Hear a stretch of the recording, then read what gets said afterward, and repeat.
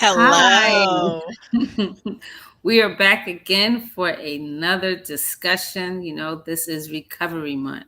So we are back again. Hello, everybody. I hope you guys are having a wonderful week. What's our title today, LaShonda? We're going to talk about what do you think of when you hear addiction? There's Mm, so many things I think when it comes to addiction. Before we get to the word recovery, mhm. we want to talk about addiction because I think my guess is the average person, their idea of recovery is tainted by the word addiction, By by addiction. by Mhm. how it started for that particular person. Would you agree, Rochelle? Yeah, I would agree. I think that when you say addiction, they think of so many different things. Think of somebody out on the street that has nowhere to go, that looks really bad, or somebody that's home that's privately doing drugs or alcohol and no one knows about. There's so many different faces of it, faces, actions, behaviors, living conditions. Mhm. Totally different. Yeah, I think so. For those of you who don't know who we are, I'm We just started LaShonda, talking. and this is Rochelle, and we are the co-founders of Mary Carroll's Foundation, and that is a foundation that provides sober housing for women in recovery here in Georgia. And so we want to kind of talk about the stigma because that's a big deal and people kind of don't like to talk about it, but it impacts all of us. And we want to talk about the ways that it impacts us. And we started off the conversation talking about addiction. And Mhm. like Rochelle said, when we think of addiction, we think of that person in trouble and that person that's causing a lot of havoc and probably a lot of problems in Mhm. people's families, not Definitely. including their own life, but Mhm. definitely if you're a family member like Rochelle and I are of people who are addicted, you associate addiction with a lot of pain, a lot of suffering, and at some point a lot of anger. Anger. Would- Totally, yeah. yeah. Because you're mad at the person for what they're going through and what they're putting you through and what you're going through. So much anger. It's like a circle. Yeah, and there's a point in time for some of us, and some people may still be there, where you constantly are blaming the person for their addiction, and you don't understand why they won't stop, why they won't do better, why do they keep messing up? Why do they keep causing all of these problems? Yeah, and I think too, you don't understand how it started. Everybody starts different. The reason they started, where they started at, the age they started at. This we can go through a whole list of things, but you don't know that they could be something's hurting. They're trying to figure something out, or they're trying to get away from something. And it begins. They pick up something to make them feel better, whatever their choices at that time. Right. And unlike a casual user who may drink alcohol or may do a drug here and there in their life, somebody who's addicted, their brain chemistry has changed. So it's not a thing of willpower. Oh, you can just will it and be done. They really have a physical change in their body. And that's what stops them from just letting the substance go Mhm. because now their whole body, their whole process of thinking, body, all of that has changed. Would you say it's like a yearning? Well, it's beyond a yearning. Mm. It's beyond because you can have a yearning for some food. You can be like, "Ooh, I'd like Italian food today," and that's kind of an inkling, a yearning, maybe a desire. But with substances, when you're at the addictive phase, you can't function without it. You Mhm. really mentally, physically feel like you cannot function without this drug. And for some people, they're at a phase of their addiction, depending on their drug, that using that drug is now their new normal. So Right. having that drug in their system makes them be able to function. But I'm not saying that they function well, and I'm Mhm. not saying that they make good choices, but that's what it's kind of feeling like for them. Mhm. It's like imagine they wake up and first thing they do is that drug of choice to move on to the next thing during their day. And now it's in the afternoon. Here we are again. Now it's evening. So it's like every moment they're using to move forward during the day. Right. And I think the problem becomes for society and for people when you think about addiction is that people, because maybe because of your life experience or whatever, you think people can't recover Mm. and you think people can't stop. And sometimes people don't make the distinction between addiction and recovery. They kind of lump the people all together, and there is a vast difference. Mhm. There is, because we know people can recover. For example, this is Recovery Month, so people can recover. People can make the choice, and with some work, it takes work to finally stop and change their thinking and change their thought process and change even where they normally would be Mhm. to not go back to it again. Absolutely. And it takes help. You Mm, know, it takes some form of help, whether that's 12 step, whether that's religion, whether it's a combination of things. It really takes support and help and guidance to get off of that drug of choice when you are addicted. And remember, we're talking about addiction. We're not talking about casual users, right. anything like that. We're talking about people who are addicted. Their brain chemistry has changed. Mhm. It's a hard road, even from beginning to before you get to recovery. It's a hard, even when you're in recovery, it's still a day-to-day thing. It doesn't, just because you're in recovery doesn't mean it stops. It's a Mhm. day-to-day choice to not do that drug of choice. Right. So now let's move over to recovery. And the difference between addiction and recovery is just like what Rochelle is saying. Recovery means people who have stopped using, people who are working some form of a program and changing their life. They've done a 180 in their life, in their thought process, in their behaviors. Their body may not be in that full on addictive phase anymore because there's different phases of recovery. So that's why I say anymore, because there's different phases of it Mhm. depending on where they are and how long they've been in recovery, all of that. And so these people are very different. Mhm. And I need to say that again. The people who are in recovery are very different than those who are addicted.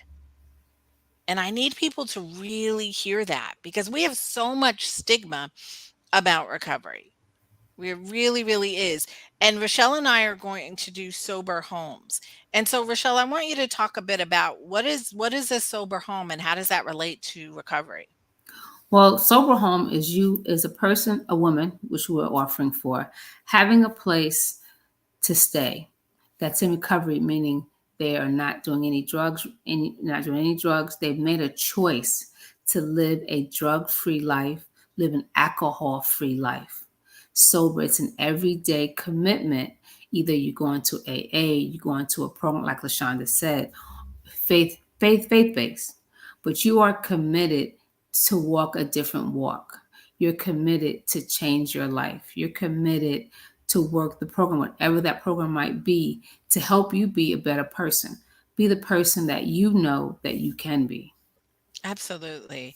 And one of the things that we see so much in dealing with this is NIMBY. Mhm. You know, Not in my backyard. right.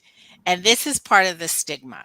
This is part of the problem. We talked about, and it says in the description how individuals are still hurting those in recovery. And Mhm. it's because of NIMBY, not in my backyard, because you're still viewing them as an addict, as Mhm. somebody who's addictive, as somebody who's going to do sort of destructive, hurtful behavior.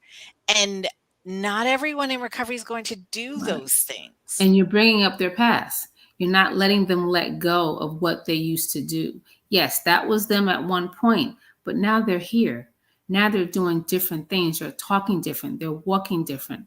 Look at them for where they are today, not where they used to be. We don't want to get judged for our past. Right. So when you're in recovery, like I said, it's an everyday thing. And we have to remember that and not judge them for what they used to do. Absolutely. And that not in my backyard, we're part of an organization where there are other providers that provide sober homes and recovery homes. And one of the biggest challenges we face is people allowing us to be in their neighborhood. And that's really sad when you think about it. These are people who are committed to their recovery, who are saying, "Yes, I want to change my life." And people are saying, "Oh, no, not in my backyard because you're gonna bring drugs in my neighborhood. You're gonna bring drug dealers. You're gonna be all of this crazy type of behavior that's addiction behavior." Right. You're judging them from things you have no idea. You didn't have a conversation with them. You didn't talk about it. You didn't learn about what recovery means and how it really looks. And how a person in recovery wants a new life. They want a second chance to do better. Absolutely. And one of the things we want to explain about recovery homes and sober homes, depending on how people phrase it, is that there are rules and regulations. So I want Mhm. you to really, really think about this. You have a neighbor next to you. Let's say you live in a house, townhome, or an apartment, and that person is an adult who rented that building next to you, whether it's house, townhome, whatever. Now, if they're an adult, they can drink in their home, they can smoke in their home, and depending on the state, you can smoke marijuana in your home. Mhm. You Yeah. can do all of those legal things that adults can do. You don't have a curfew, you can play your music, you can hang out in front of the house. You can do all of these things. And these are regular people. These are people without addictions, right? These are Mhm. people who may be social users, social drinkers, whatever. But in a sober living home, It's totally different. totally different. You know, The our the our the way our it residents can't do those things. exactly. One, they have a curfew. One, they know that they have to get up in the morning and do things that are on their schedule. They know that they have a certain schedule that they have to stick by. They know that, they don't want their property looking bad because they respect where they're staying at. So the whole thought process is different, and there's rules and there's regulations. Absolutely. So I want you to really think about that. Imagine having a neighbor next to you who has rules where they can't drink, they can only smoke in a designated area, there are no drugs allowed in the home, they have a curfew, there's a noise ordinance, meaning they can't be loud at a certain time of the day. And all of that is mandated. And there's someone to constantly check on them on a Mhm. regular basis. So, how good of a neighbor would that be versus the person you have no control over what they're Sounds doing? like a good neighbor to me. Think about that. And that's the sad part. Mhm. People don't want like sober living homes or recovery homes next to them. But these are people, adults who are committed to improving their lives and making a transformation without drugs, without alcohol, Mhm. and have curfews, have rules, Mhm. are working. They're doing the mental health stuff. They're doing all these things to improve their life. And this could be your neighbor versus the people you have no control over whatsoever. And that's a neighbor you want, someone who respects their property, someone you don't have to worry about loud noise. You want a good neighbor, and they're committed because they're there to be that. That's Right. why they chose to be in the sober living home, because they want those things. They want structure. You know, that's what they want. Absolutely. And one of the key things that I forgot to mention is that there's a good neighbor policy. Mhm. Most of us who do sober living homes, we have a good neighbor policy, meaning that we have to be good in our neighborhood, Mhm. that we will contribute. All the residents make this agreement. They sign this at intake saying, I'm going to be a good neighbor. I'm not going to be a disturbance. You don't get that in other places. If you No, you get a don't. random neighbor who happens to rent the house next to you or whatever, you can't guarantee that those things are happening. Nobody's monitoring them. Remember, it's legal to do those things. They're adults. Mhm. And also with sober living homes, it's shared homes. People who are coming together Mhm. to live a better life. Yeah. People who are coming together that are committed in their own life, their own sobriety, their own recovery. Yeah. That's wonderful. They're Absolutely. coming together to live, to fellowship together, to work together, to go to meetings together. It's all about community. And they're very big on that with sober living. And that's what we want our women to be as well. Right. And so we want to work on eliminating this stigma of not in my backyard. Because what we're doing with sober living homes and recovery homes, we're not having people who are in active addiction live next door to you.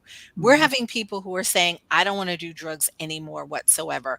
I want a different life. I want to transform. I want to put my life back together. And I'm going to follow these harsh rules, Mhm. right? To That have a adults better life. normally don't have. Yeah. Mhm. And they're committing to doing that. You don't even have to do that in your home, but they're committing to do that in this home, and they're saying, "Because I want my recovery that much. It's That's right. that important to me that I'm gonna take on these rules, and Mhm. I'm gonna live this way." They know what their past was like and they don't want to go back there. Yeah. So they made the choice to go into sober living homes and do better. Absolutely. So give them a shot. If you have the blessing, I call it, of having a sober living home next to you, it's going to be a phenomenal experience for you, especially with those people who are transforming their lives, who are really putting in the effort to say, I don't want to be addicted anymore. I don't want to be considered an addict anymore. I want to be someone in recovery. I want to transform and make my life better. And that's And what they're doing. Go ahead. remember, don't judge them for their past. Yeah. That's the number one thing. Yeah. We all make mistakes in life. Mm. Don't judge them for their past. Look at them today and see how they're becoming better people because they want to be. Absolutely, because none of us wanna be judged by our past, I know that for sure, so we wanna say thank you for listening to us today. Take it in, really take it in and look at, do you have some stigmas or some kinda judgments about people in recovery? And think about, am I hurting or, hurting them, or am I part of the solution? Are you part of the problem, part of the solution when it comes to really helping people recover and transform their lives? And what you'll see on the screen is our website. You want to learn more about what Mary Carroll's Foundation is, how you can get involved, how you can support us, even if you're not here in Georgia, but you'd like to support us. And we're opening up our home in the fall, later in the fall in November. So if you'd like to be a part of that, we do take donations, whether that's monetary or if you have items that will help in the home, we'll gladly take those as well. If you're in our area and you want to volunteer, we'd love to have that support as well. But really be part of the solution. Stop the NIMBY, stop the not in my backyard. This is such a powerful community that's being formed in these recovery homes that are really transforming people's lives. And some of you may even work with people that have gone through a recovery home or lived there at one point, and you would probably never know it That's right. because it really they've transformed and you don't see that addictive behavior anymore. What can you do to help somebody, and think about, you might have somebody in your family that's now in recovery. Look at them a little different, see how they're acting different, see how they're talking different. Support that, be behind them, let them know that they're doing a good job. Yeah, It doesn't hurt. absolutely. So we thank you guys for listening to us today. And I want you to just take heed, like we said, think about that. How can I be part of the solution and stop the stigma for people who are in recovery? Thank you very much, and once again, we are Mary Carroll's Foundation. You guys have a great night. Bye. Bye bye.